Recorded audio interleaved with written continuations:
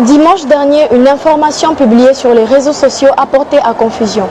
Le journaliste de Vision 4, Bruno Binja, a affirmé que Radio France Internationale, RFI, annonçait la victoire de Paul Biya à l'élection présidentielle.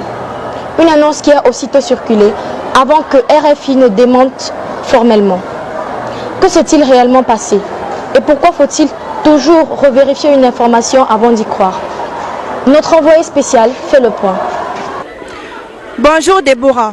D'où serait partie d'une publication sur le compte du célèbre journaliste Bruno Bidjan affirmant que RFI annonçait la victoire du président sortant à l'élection présidentielle du 12 octobre dernier.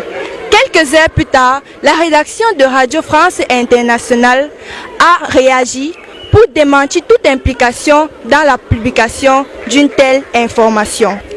Cet épisode tumultueux nous rappelle la vitalité de vérifier la source d'une information avant de la partager, surtout en période électorale où la désinformation est omniprésente.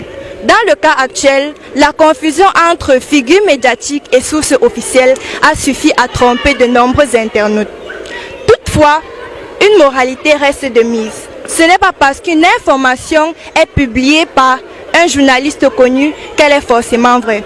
Toujours croiser les sources et attendre les annonces officielles. Dès lors, à la question de savoir qui présidera aux destinées du Cameroun les 7 prochaines années, force revient aux instances officielles, notamment le Conseil constitutionnel dans le cas d'espèce. En direct du collège bilingue Adonai, je suis Chami Olga pour Écho des écoles.